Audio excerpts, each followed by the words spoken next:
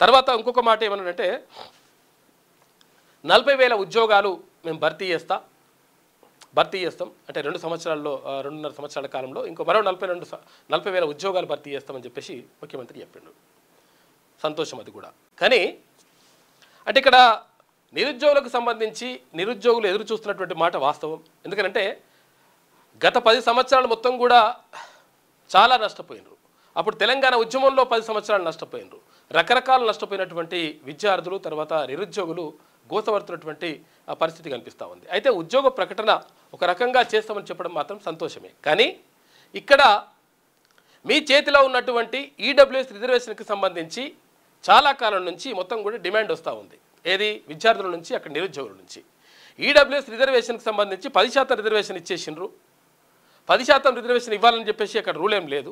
Up to 10% అని చెప్పేసి అది కూడా ఓపెన్లో అంటే 50% ఇక్కడ రిజర్వేషన్ 50%లో ఉంటే ఆ 50%లో అప్ టు 10%. దాన్ని కేసీఆర్ ఇంప్లిమెంట్ చేసి పడేసిండు. కేంద్ర ప్రభుత్వం ఓకే చెప్పేసింది, కేసీఆర్ ఇంప్లిమెంట్ చేసి పడేసిండు. చేసిన దాన్ని మరి అంటే నిజంగా ఒకవేళ నిరుపేదలైనటువంటి ఎవరైతే ఓసీలు ఉన్నారో అగ్రవర్ణ పేదలు ఉన్నారో వాళ్ళకు 100% రిజర్వేషన్ దక్కాల్సింది. దాంట్లో ఏం శశబిషలు ఏం లేవు. కానీ అయితే అక్కడ 3%, 4%, 2%, 3% ఉన్నటువంటి అగ్రవర్ణ పేదలకు 10% రిజర్వేషన్ ఇస్తా అంటే ఇది కరెక్ట్ కాదనేటువంటి నిరసనలు వెల్లువెత్తుతూ ఉన్నాయి. కానీ దీనిపైన మరి ముఖ్యమంత్రి మాట్లాడలేదు నిన్న. తర్వాత బీసీలకు సంబంధించి కాంగ్రెస్ పార్టీ ఇచ్చినటువంటి హామీ ఏంటి అంటే ఇప్పుడు స్థానిక సంస్థల ఎన్నికలు వస్తున్నాయి కాబట్టి స్థానిక సంస్థల ఎన్నికల్లో బీసీలకు 42% రిజర్వేషన్ ఇవ్వాలనే ప్రతిపాదన పైన మొత్తం కూడా రకరకాలుగా ఈ గతంతా నడుస్తూ ఉంది. డ్రామాలు నడుస్తున్నాయి ఒక రకంగా చెప్పాలంటే. అంటే మొన్న ధర్నా చేసినట్టుగా ఏది జంతర్ మంతర్ పోయి ధర్నా చేసినట్టుగా తర్వాత ఇక్కడ రాష్ట్రపతి కలుస్తుంటే కలవనట్టుగా రకరకాలుగా ఇవన్నీ కూడా నడిచినాయి.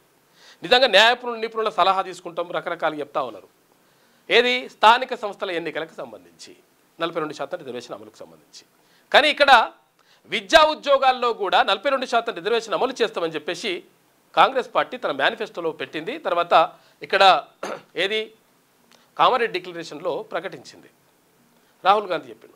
మరి దానికి సంబంధించి ఈ 42% రిజర్వేషన్ తోటి బీసీలకు 42% రిజర్వేషన్ తోటి మేము నోటిఫికేషన్లు ఇస్తానేటువంటి మాట చెప్పింటే చాలా సంతోషం ఉంటుండే. నిజంగా కూడా ముఖ్యమంత్రి చెప్పినటువంటి మాట ఆహ్వానిస్తుండే. ఇప్పుడు ఏమంటారంటే ఒకవేళ ఇప్పుడు నోటిఫికేషన్లు వద్దు తర్వాత మాకు 42% రిజర్వేషన్ ఇవ్వాలంటే ఇక చూసిరా అడ్డుకోవడానికి ప్రయత్నం చేస్తున్నారు. మేము నోటిఫికేషన్లు ఇస్తా అంటే వద్దంటున్నారు. ఇక ఇటువంటి మాటలు చెప్తుంటారు అన్నట్టు.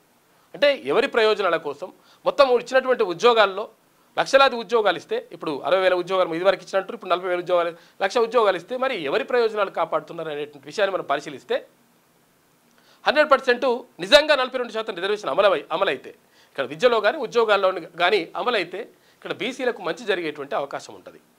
దాని గురించి ఒక మాట మాట్లాడలే. తర్వాత EWS reservation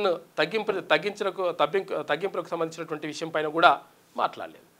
latest news Telugu మరియు ఇంగ్లీష్ అప్డేట్స్ కోసం ఇప్పుడే క్యూన్యూస్ అఫీషియల్ యాప్ ని ప్లే స్టోర్ నుండి డౌన్లోడ్ చేసుకోండి. సరికొత్త సమాచారాల కోసం క్యూన్యూస్ వెబ్సైట్ ని ఫాలో అవ్వండి. ఛానల్లో ప్రాంతీయ, జాతీయ, అంతర్జాతీయ వార్తలు వీక్షించండి. లైక్ చేయండి.